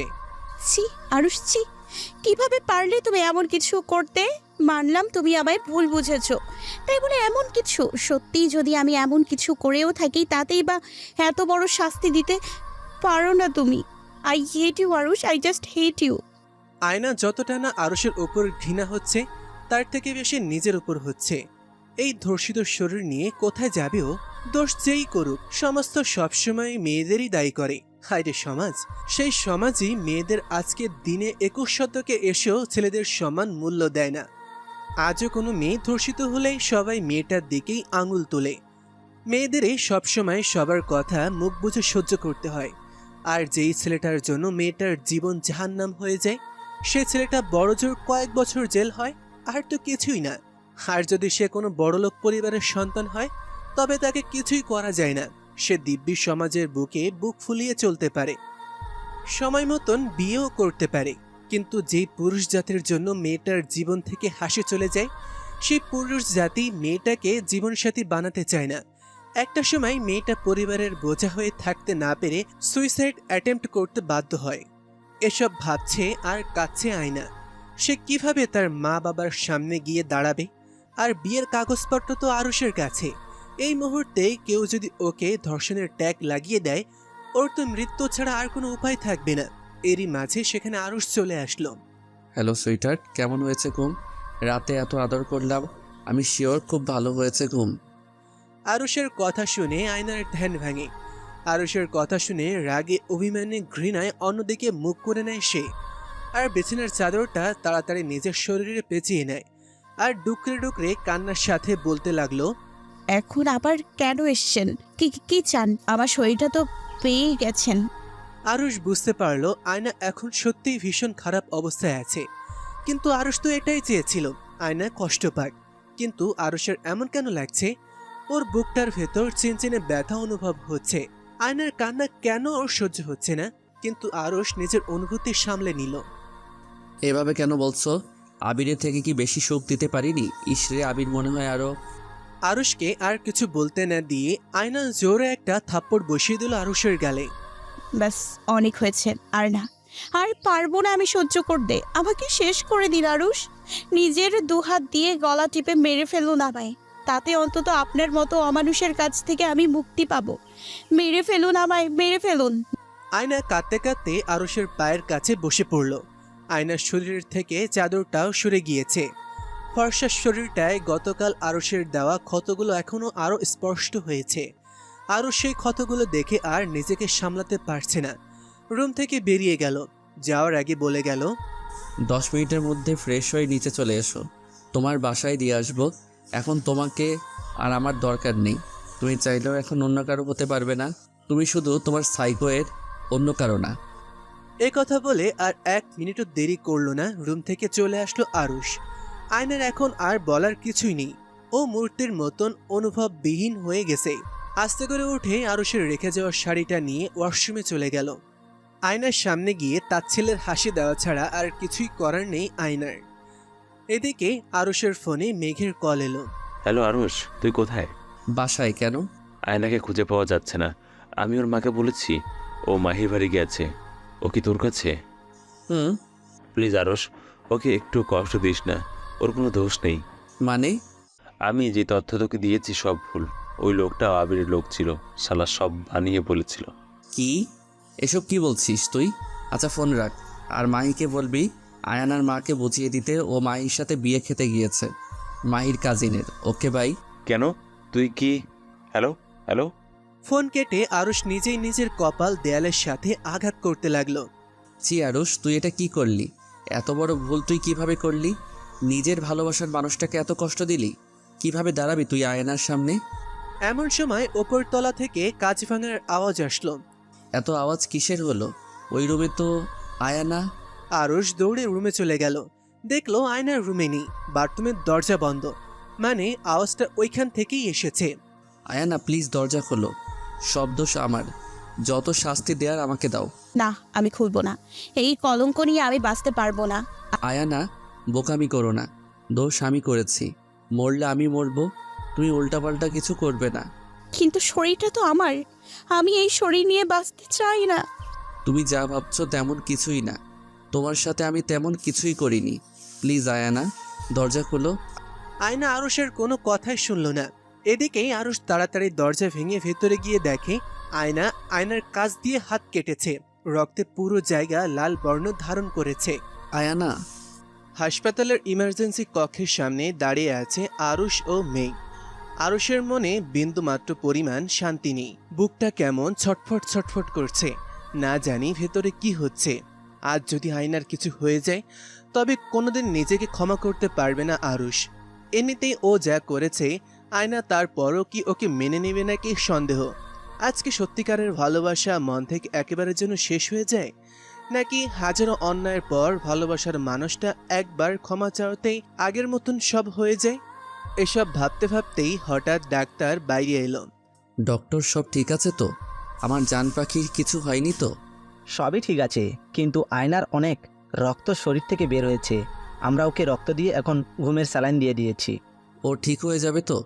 এখনও ঠিক কিছু বলতে পারছি না, ওর জ্ঞান ফেরার পর বোঝা যাবে। কিছু বলা যাবে না মানে? আমার জান পাখির যদি কিছু হয় তবে তোকে আমি শেষ করে দিব, আর এই হসপিটালে শুধু আগুন জ্বলবে, আগুন। আরুষ ছাড় বলছি, ওনার কলার ছাড়। সরি ডক্টর, ওর পক্ষ থেকে আমি ক্ষমা চাচ্ছি। ইট ইস ওকে। এই সময় অনেকেই আউট অফ কন্ট্রোল হয়ে যায়, কিন্তু আপনাদের ভেঙে পড়লে চলবে না। আরুষ আয়নার বেডের পাশে চুপ করে বসে আছে। এখন প্রায় রাত 1টা। একটু আগে মেঘ অনেক কষ্টে মাহিকে ভুলিয়ে ভালিয়ে বাসায় নিয়ে গেছে। ও এখানে থাকলেই শুধু আরুষকে দোষ দিত। আরুষের শরীরটা ভালো না। 2 দিন ধরে এত ভুল বোঝাবুঝি, এত ঝামেলার ভেতর একটু খাবার মুখে দেয়নি আরুষ। মেঘ অবশ্য অনেক জোর করেছিল, কিন্তু আরুষ রাজি হয়নি। আমাকে ক্ষমা করে দিও আয়ানা, আর তাড়াতাড়ি জেগে ওঠো। তোমাকে এভাবে দেখতে আমার আর ভালো লাগে না। সারা রাত আরুষ এভাবেই আয়নার সামনে বসেছিল। পরের দিন সকালে আয়নার জ্ঞান ফিরেছে। আস্তে আস্তে চোখ মিলছে সেই। চোখ খুলেই নিজেকে হাসপাতালে আবিষ্কার করল। আয়নার হাতে খুব ব্যথা করছে। কোনো রকম নিজেকে সামলে শোয়া থেকে উঠে বসে পড়ে। আমি কোথায় আর এখানে কিভাবে আসলাম? পাশে তাকাতেই আরুষকে দেখে আস্তে আস্তে সব মনে পড়ে গেল আয়নার। ঘৃণায় মুখ ফিরিয়ে নিল। ছি, এত কিছুর পরেও এই লোকটা না আমায় শান্তিতে থাকতে দিচ্ছে, না শান্তিতে মরতে দিচ্ছে। এরই মাঝে আরুষের ঘুম ভেঙেও যায়। চোখ ডলতে ডলতে আয়নার দিকে তাকিয়ে দেখে আয়না উঠে গেছে। নিজের ওপর অপরাধ বোধটা যেন এখন আরো বেশি কাজ করছে আরুষের। এখন কেমন আছো? কি হলো, কথা কেন বলছো না? প্রয়োজন মনে করি না। এখনও রেগে আছো? তুমি ঠিক বলেছিলে আয়ানা, আমি আবার তোমাকে ভুল বুঝেছিলাম। এখন এসব ওই আবিরের প্ল্যান। এখন বুঝি কি লাভ? বিশ্বাস করো আয়ানা, আমি তোমাকে অজ্ঞান অবস্থায় ছুঁয়েও দেখিনি। তাতে কি? আপনি যা করেছেন তা কি কম ছিল? আমার শরীরের থেকে মনের আঘাতটা বড় ছিল। এই জন্য তুমি আমাকে যা শাস্তি দিবে আমি তাই মেনে নেব। আমার সামনে আর কোনো দিন আসবেন না, প্লিজ। As your wish. এ কথা বলে আরুষ চুপচাপ সেখান থেকে চলে আসলো। আয়না অবশ্য এতে ভীষণ অবাক হয়েছে। ও ভেবেছিল আরুষ যাবে না। আল্লাহ জানে এই ছেলে কি করতে চায়, কিন্তু এতটুকু শিওর যে আয়না এখন আরুষকে শুধু ঘৃণাই করে। বাড়িতে সবাই একটা জাঁকজমক পরিবেশের মাঝে রয়েছে, শুধু আয়না ছাড়া।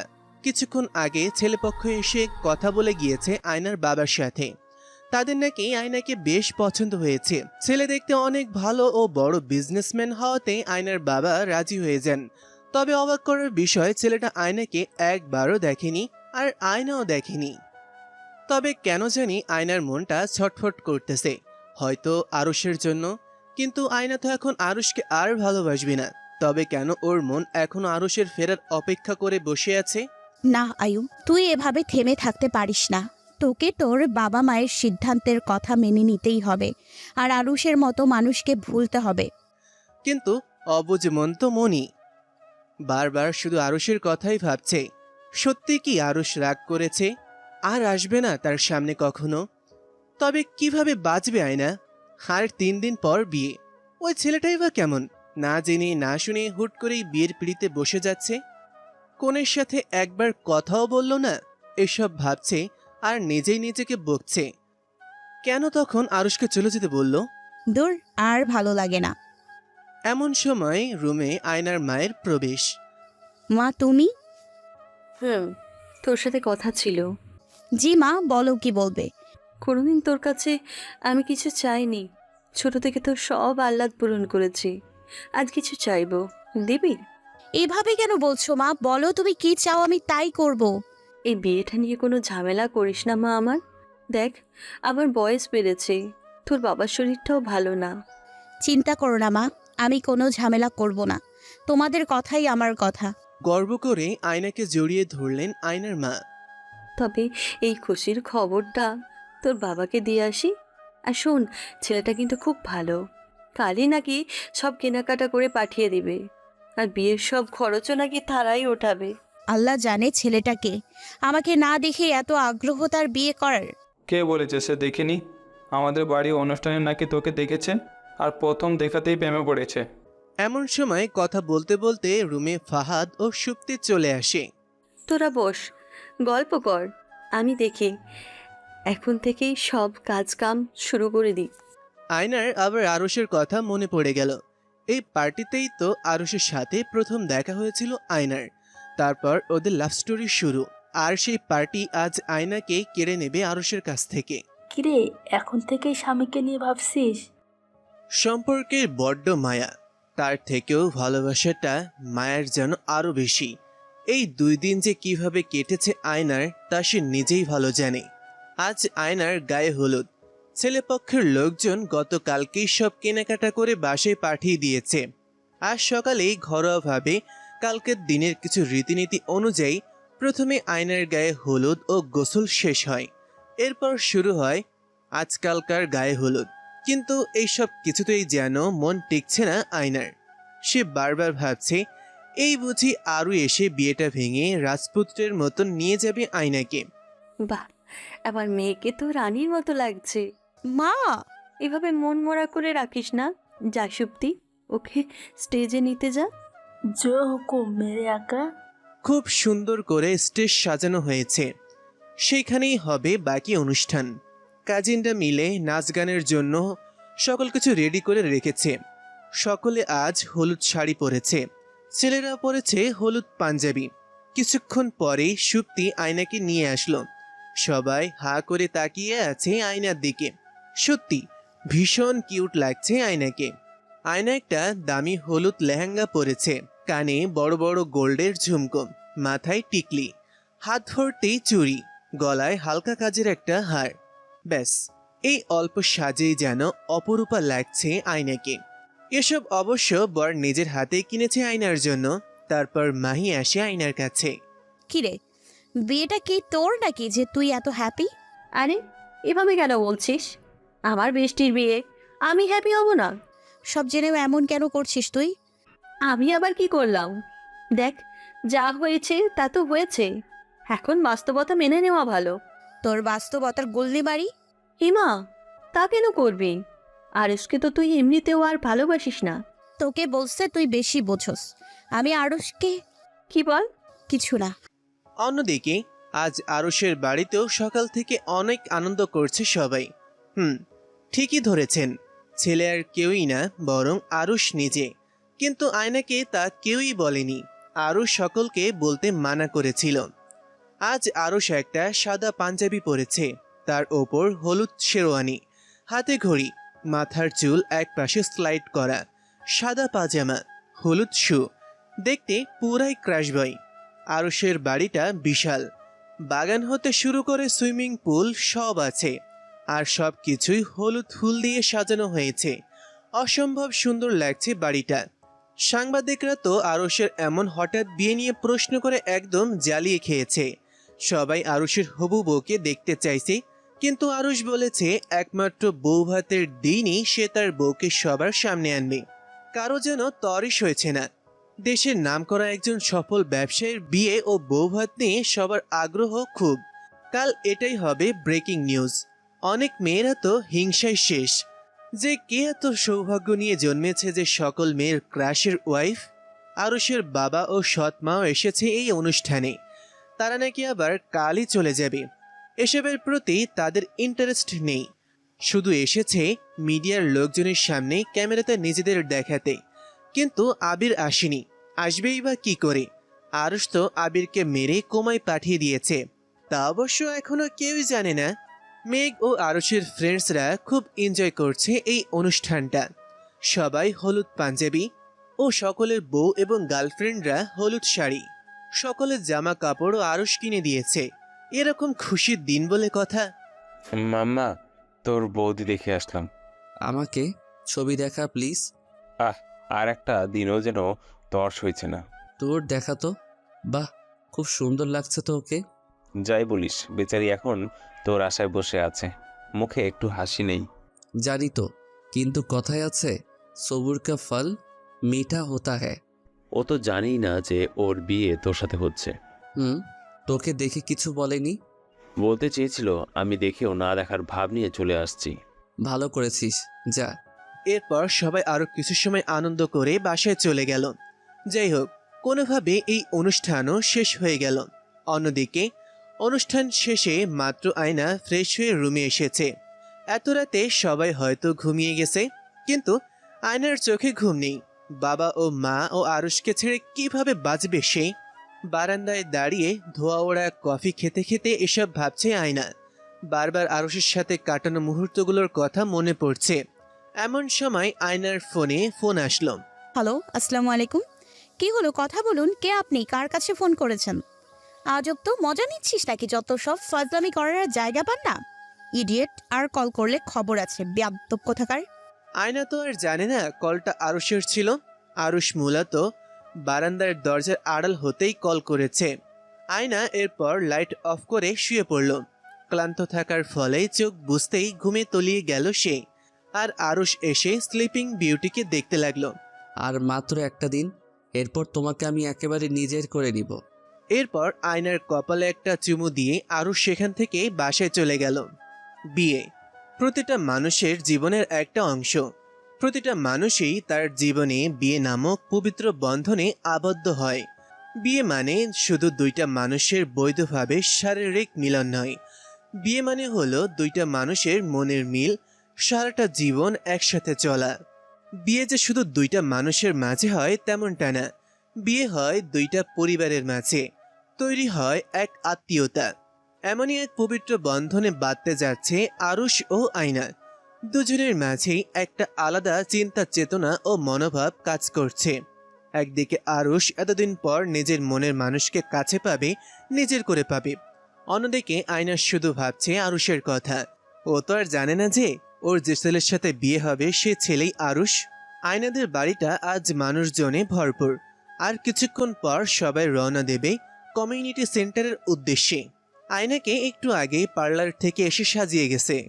আজ আয়না একটা লাল বেনারসি পরেছে, 2 হাত ভর্তি চুড়ি, মুখে ভারী মেকআপ, কানে ডায়মন্ডের দুল, মাথায় গোল্ডের টিকলি, মাথার এক পাশে টায়রা, গলায় ভারী ভারী ছোট থেকে নানান বড় গয়নায় ভর্তি, খোপার চারপাশেও স্বর্ণের চেইন ঘুরিয়ে লাগানো, কোমরে বিছা যার ওপর হোয়াইট ডায়মন্ড চিকচিক করছে, মাথার ওপর কাজ করা একটা বিয়ের ওড়না দেয়া। দেখতে অপূর্ব লাগছে ওকে। সর দেখি, দেখি সর সবাই। বউর সাথে কেমন লাগছে আমার মেয়েকে।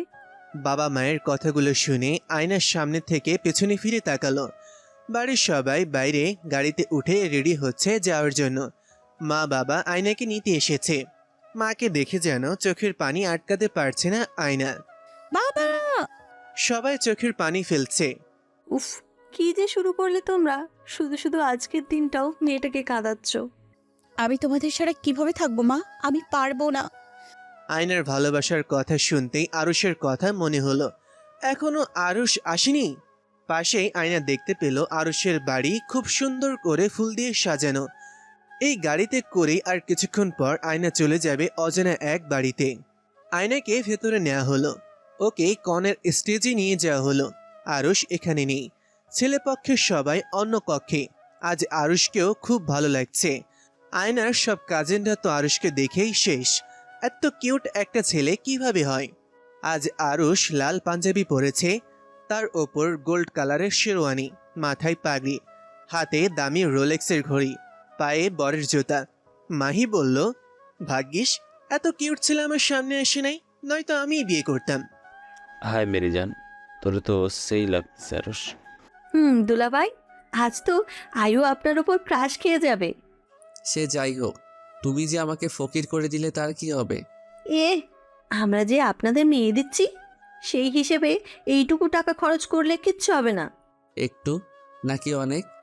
2বার টাকা নেওয়া হয়ে গেল, গেটে আবার জুতো চুরি করলা, এটা একটু। এখনো তো বাসর ঘরের টাকাটা বাকি। মানে? মানে আপনার ওই রাজপ্রাসাদের তো আপনি আর আপনার বউ ছাড়া কেউ নেই। যে বাসর ঘরের টাকা নিবে সেটাও আমিই নিব। এ কথা বলে মাহি হাসতে হাসতে আরুষের কাছ থেকে চলে আসলো আয়নার স্টেজের দিকে। এরই মাঝে সেখানে কাজী চলে আসলো। কাজী আয়নাকে বিয়ে পড়াতে লাগলো। বরের নাম কাজী কি বলল সেদিকে একটু খেয়াল নেই তার। সে শুধু আরুষের কথা ভেবে কাঁদছে, তার ওপর বাবা মাকে ছেড়ে যাওয়ার যন্ত্রণা। কাজী আয়নাকে কবুল বলতে বললে কিছুতেই আয়না কবুল বলছিল না। শেষে অনেক জোরাজুরির পর আয়না কবুল বলে ফেলল। ওইদিকে আরুষকে কাজী কবুল বলতে দেরি আছে, কিন্তু আরুষের বলতে দেরি নেই। সে চিল্লিয়ে কবুল বলে দিল, তাও একসাথে 3 বার, যা দেখে সবাই হাসতে লাগলো। এবার বিদায়ের পালা। আয়নার কান্না যেন কিছুতেই থামছে না। আয়নার মা ও বাবা ওকে জড়িয়ে ধরে কাঁদছে। আরুষ ওর মুখে রুমাল দিয়ে রেখেছে যেন আয়না দেখতে না পায়। আরুষেরও খারাপ লাগছে। যত কাদার আজ কেঁদে নাও জান পাখি, এরপর কোনো দিন তোমায় কাঁদতে দিব না। অনেক কান্নাকাটির পর আয়নাকে গাড়িতে তোলা হলো। গাড়ি আরুষের বাড়ির দিকেই রওনা হলো। অনেক সময় পর গাড়িটা গিয়ে একটা সুন্দর বাড়ির সামনে থামলো। ভেতরে সকল কাজের লোকেরা সিরিয়ালি দাঁড়িয়ে আছে, সবার হাতে ফুল। আরুষ এখনো মুখ থেকে রুমাল সরায়নি, আর আয়না তো নিচের দিকে তাকিয়ে কাঁদতে লাগলো। আরুষ আয়নার হাত ধরে ভেতরে নিয়ে গেল, তারপর ওকে রেখে গেটে চলে গেল। আয়নার কাছে কেন যেন মনে হলো আরুষই তাকে স্পর্শ করেছে। যাই হোক, কিছু সময় পর একজন বয়স্ক মহিলা কাজের লোক আয়নাকে আরুষের রুমে নিয়ে গেল আর অনেক নিয়মনীতি বুঝিয়ে দিল। In the wedding night room, রাত 12:30। আয়না খাটের মাঝে বসে আছে। রুমটা খুব সুন্দর করে সাজানো। খাটের চারপাশটা গোলাপের ঘ্রাণে মো মো করছে। আয়না নীরবে চোখের পানি ফেলছে। একটা জানালা খোলা ছিল, সেখান দিয়ে চাঁদ দেখা যাচ্ছে। আজ তো তোমার আমার একসাথে চাঁদ দেখার কথা ছিল আরুষ। এমন সময় দরজার আওয়াজ আসতেই আয়না চুপ করে বসে রইল। আরুষেরও যেন কেমন লাগছে। রুমে ঢুকতেই আয়না তাকে সালাম করে আবার আগের জায়গায় বসে পড়ল আর কাঁদতে কাঁদতে বলল, দয়া করে আমায় ছোবেন না, আমি আপনাকে কখনো স্বামী মানব না। আমি অন্য একজনকে ভালোবাসি। আর সে আর কিছু বলার আগেই আরুষ আয়নাকে জড়িয়ে ধরল। আয়না তো এই প্রথম আরুষের চেহারা দেখে পুরাই শক। আরুষ তুমি? আমি। তবে কি আমার বিয়ে?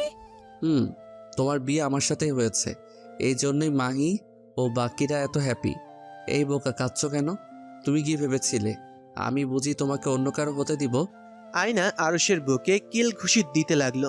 অসভ্য লোক, তুই আমাকে কিছু বলস নাই কেন? জানোস আমি কত কেঁদেছি। আরে থামো, এমন করলে তো আমি চলে যাব। আয়না আরুষকে শক্ত করে জড়িয়ে ধরে বলল, আমি যেতে দিলে তো যাবা। তো সারা রাত কি এভাবেই থাকবো, নাকি আমায় কিছু করতে দিবা? এতদিন পর তোমায় নিজের করে পেয়েছি। আয়না তো আরুষের কথা শুনে লজ্জায় শেষ। আয়না পিছাতে লাগলো আর আরুষ নিজের শেরওয়ানি খুলে আয়নার কাছে একটু একটু করে আসতে লাগলো। আয়না একদম খাটের শেষ প্রান্তে চলে এসেছে। এমন সময় আরুষ আয়নাকে একদম নিজের বুকের সাথে মিশিয়ে নিল। আয়নার গরম নিঃশ্বাস আরুষের বুকে পড়ছে। আরুষ আয়নার কানের দুলগুলো খুলে ফেলল। আস্তে আস্তে সব গহনা খুলে ফেলল। কোমরে হাত দিতেই আয়না হালকা কেঁপে উঠল। আরুষ বিছাটা খুলে ফেলল। এরপর এক টান দিয়ে আঁচলটা নিচে ফেলে দিল। রাত যত গভীর হচ্ছে, আরুষের স্পর্শ ঠিক ততটাই আবেগপ্রবণ। আয়নার নিঃশ্বাস যেন কয়েক গুণ জোরে জোরে চলছে। কিন্তু আজ আর আয়না আরুষকে বাধা দেবে না, কারণ আজ তাদের সম্পর্কে কোনো ভুল বোঝাবুঝি নেই। শুধু রয়েছে আল্লাহর কালাম দ্বারা হওয়া পবিত্র সম্পর্ক ও ভালোবাসা। অবশেষে এত বাধা বিপত্তি পেরিয়ে দুইটা ভালোবাসার মানুষের মিল হলো। পরের দিন সকালে আজ একটু দেরি করে ঘুম ভেঙেছে আয়নার। জানালার কাঁচ ভেদ করে সূর্যের আলোর কিছুটা রশ্মি ভেতরে আসছে। পাখির কিচিরমিচির ডাক যেন আরো মুগ্ধকর। ঘুম থেকে উঠেই নিজেকে আরুষের বুকে খুঁজে পায় আয়না। গতকাল রাতের কথা মনে করে অন্যদিকে মুখ ফিরিয়ে নেয় সে।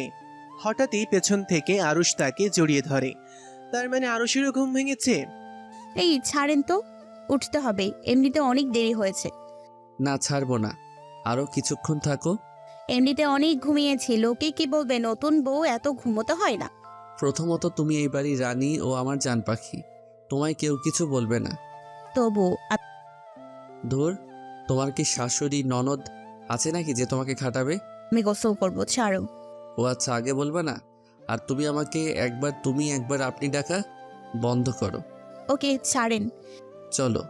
আরে আমাকে কোলে কেন নিয়েছেন? একসাথে গোসল করব তাই। না, আমি একাই করব। না না, তা হবে না। Shower together, save water. এমনিতে দেশে পরিষ্কার পানি কম। কিন্তু কে শুনে কার কথা? শেষে আরুষই জোর করে ওকে নিয়ে একসাথে চলে গেল গোসল করতে। বেরিয়ে আরুষ দেখে আয়নার শাড়ি পেঁচিয়ে বসে আছে। এইভাবে শাড়ি কেন পরছো? শাড়ি পরতে পারি না তাই। দাও আমি পরিয়ে দেই। আরুষ খুব সুন্দর করে আয়নাকে শাড়ি পরিয়ে দিল। আপনি এত ভালো শাড়ি কি করে পরালেন? কেন? বিয়ের আগে কাউকে পরাইছেন নাকি? আরে না, আসলে আমি একজন ফ্যাশন ডিজাইনার, তার উপর অনেক সময় আমি নিজেই মূর্তিকে শাড়ি পরাই। ও আচ্ছা, এখন চলেন, খাবো। চলো। তারপর ওরা রেডি হয়ে নিচে চলে গেল নাস্তা করতে। গিয়ে দেখে সবাই রেডি করে রেখেছে নাস্তা।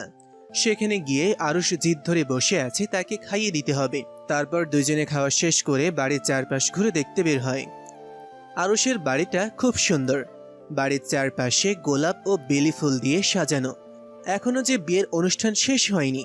বাড়ির বাইরেই একটা গেস্ট রুম আছে, তার পাশেই বড় একটা সুইমিং পুল। বাড়ির পিছে আছে একটা ছোট্ট বাগান।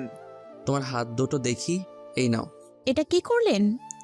এই হাতের বালা দুটি আমার মায়ের, তার শেষ ইচ্ছা ছিল তা বৌমাকে এগুলো দেয়া। আমার জন্য সে তো সবচেয়ে বড় গিফট অনেক আগেই রেখে গেছে, সেটা হলে তুমি।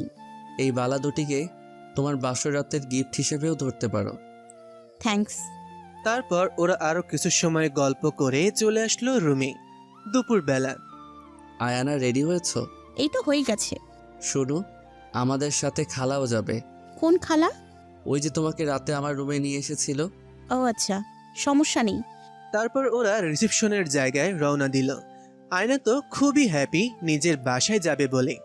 আজ যে ফেরার নাইকো দেরি। আজ আয়না একটা নেভি ব্লু কালারের গাউন পরেছে, কানে বড় বড় ইয়াররিংস, মাথার এক পাশে টায়রা, হাতে ব্রেসলেট, চুলগুলো খোপা করা। একদম একদিনই বিজনেসম্যানের ওয়াইফ হয়ে গিয়েছে। আরুষ পরেছে সাদা শার্ট, তার ওপর নেভি ব্লু কালারের ব্লেজার, কালো প্যান্ট, হাতে ঘড়ি, পায়ে সাদা শু, চুলগুলো একদম স্লাইড করা। একদম পারফেক্ট কাপল লাগছে দুইজনকে। রিসেপশনের মধ্যে খুব সুন্দর করে জায়গাটা সাজানো হয়েছে। আরুষ ও আয়না একসাথে ঢুকতেই সবাই জোরে হাততালি দিয়ে উঠল। আয়নার মতন মেয়েকে এত হ্যাপি দেখে খুশি তো শেষ। তখনই মাইকে মেঘ বলে উঠল, লেডিস অ্যান্ড জেন্টলম্যান, অবশেষে বরকনে চলে এসেছি। সবাই তাদের নতুন জীবনের জন্য শুভেচ্ছা জানান ও পার্টি এনজয় করুন। তখনই সবাই হাততালি দিয়ে উঠল। তারপর সবাই খুব ভালোভাবে পার্টি এনজয় করলো। পার্টি শেষে বাসার সবার সাথে আয়না ও আরুষ। আয়নার বাসায় আসতেই আরুষকে সবাই জামাই আদর দেওয়া শুরু করলো। যাই হোক, সারাদিন কেটে গেছে, রাত হয়েছে। এখন মা আয়নাকে ভালো করে এটা ওটা বুঝিয়ে দিল। আয়না অবশ্য এক কান দিয়ে ঢুকিয়েছে আর অন্য কান দিয়ে বের করে দিয়েছে, কারণ আয়নার বাসার কেউ তো আর জানে না যে আরুষকে আয়না বিয়ের আগেও চিনত। রাত 12:47।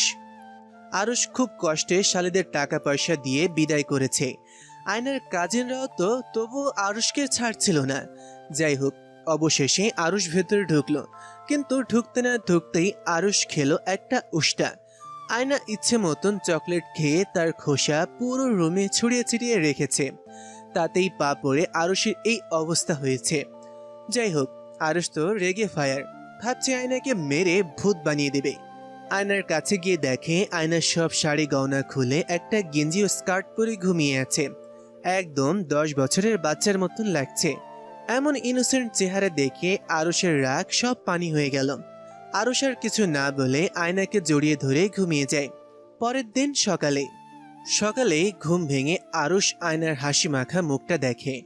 আয়নাও মিটমিট করে চোখ মেলছে। আজকে দিনটা খুব ভালো যাবে। হ্যাঁ, কেন? ঘুম ভেঙে আমার পরিটার মুখটা যে দেখলাম। ও, যাই ফ্রেশ হয়ে আসি, ও বাড়ির জন্য রওনা দিতে হবে। একটা জিনিস করার খুব শখ, কিন্তু বাসি মুখে করতে ইচ্ছে করছে না। এই না না না, একদমই না। উম্মুয়া। থু থু থু, ছি, বাসি মুখে কিস করছেন কেন? এখন শুধু কিস করছি। এই মুহূর্তে গোসল করতে না গেলে বলো আরো কিছু। হয়েছে, যাচ্ছে যত সব। আয়না ফ্রেশ হতে চলে গেল। আরুষ আয়নার রুমটা ভালো করে দেখছে। এর আগেও তো কতবার এই রুমে এসেছে সে, কিন্তু প্রতিবারই লুকিয়ে। আর আল্লাহর ইচ্ছায় আজ সে সসম্মানে এসেছে আয়নার জামাই হয়ে। এরই মাঝে আয়না গোসল শেষ করে বাইরে আসলো। ব্লাউজ পেটিকোটের ওপর কোনো মতে শাড়ি পেঁচিয়ে, চুল দিয়ে টপ টপ করে পানি পড়ছে। মিররের সামনে দাঁড়িয়ে আয়না চুল ঝাড়ছে। এমন সময় আরুষ পেছন থেকে জড়িয়ে ধরল, পিঠে মুখ গুজে নেয়। এভাবে সামনে এসো না প্লিজ, আমি পাগল হয়ে যাব। এসব ন্যাকামি। আর 1-2 বছর পর আর আমাকে আর ভালো লাগবে না, তখন অন্য মেয়েদেরকে ভালো লাগবে। একদম এসব বললে আমার কাছে তুমি সব, আর আমি সারা জীবন তোমার সাইকো লাভার হয়ে থাকবো। আমার যদি কোনোদিন কিছু হয়ে যায় তবে? আয়নাকে আরুষ আর কিছু বলতে না দিয়ে শক্ত করে ওকে জড়িয়ে ধরল আর কপালে একটা আবেগ নিয়ে চুমু খেলো। আমিও মরে যাব, তারপর কিছু সময় দুজনের মাঝে নীরবতা ছিল। পরেই তারা স্বাভাবিক হয়ে বাইরে আসে। After the 3 years. সত্যি এই 3টা বছরে আরুষ কখনো আয়নাকে কাঁদতে দেয়নি, ভালোবাসার কোনো কমতি রাখেনি। আজ আরুষের মনটা ভীষণ ছটফট করছে। ওটির সামনে দাঁড়িয়ে বারবার আল্লাহকে স্মরণ করছে আরুষ। মেঘ, মাহি ওরা ওকে সান্ত্বনা দিচ্ছে। এখন মেঘ আর মাহিও হাজবেন্ড ওয়াইফ, কিন্তু আরুষের মনে শান্তি নেই। ভেতরে তার বউ ও বাচ্চা মৃত্যুর সাথে লড়াই করছে। আয়না যে প্রেগনেন্ট, আজ তার ডেলিভারি। আরুষের আয়নার ভেতরে যাওয়ার আগে বারবার বলা কথাগুলো মনে পড়ছে। কেঁদো না জান পাখি, এখনই তোমাকে ডক্টররা নিয়ে যাবে, আর তুমি আর আমাদের সন্তান সুস্থভাবে বের হবে। আরুষ, আমার খুব কষ্ট হচ্ছে, আমি মনে হয় বাঁচবো না। চুপ, একদম চুপ। এই তো আর কিছুক্ষণ, তারপর সব ঠিক হয়ে যাবে। দেখো, আমার কিছু হয়ে গেলে তুমি প্লিজ খুব ভালো থেকো। কিচ্ছু হবে না তোমার, সব ঠিক হয়ে যাবে, ভরসা রাখো। হঠাৎই বাচ্চার কান্নার আওয়াজে আরুষ হুঁশে আসে। দেখে নার্স একটা মেয়ে নিয়ে ওটির সামনে দাঁড়িয়ে আছে। কংগ্রাচুলেশন, আপনাদের একটা ফুটফুটে মেয়ে হয়েছে। আরুষ যেন মন ভরে দেখছে মেয়েটাকে, কোলে নিয়ে অপলক তাকিয়ে আছে। এই সন্তানের মুখের দিকে তাকিয়ে যেন সারা জীবন ভালো থাকা যায়। আয়নার কথা মনে আসতেই আরুষ তার মেয়েকে মাহির কোলে দিয়েই নার্সকে ধাক্কা মেরে ভেতরে চলে যায়। আয়ানা, আরুষ, দুজন দুজনের দিকে তাকিয়ে আছে। আয়নাকে সুস্থ দেখে যেন আরুষের দেহে প্রাণ ফিরে আসলো। আয়না তার মেয়েকে দেখার জন্য অপেক্ষা করছে। আমার মেয়ে। আমাদের আয়ুষী। বাহ, নামও দেখি রাখা শেষ। তারপর সবাই মিলে হাসতে থাকে।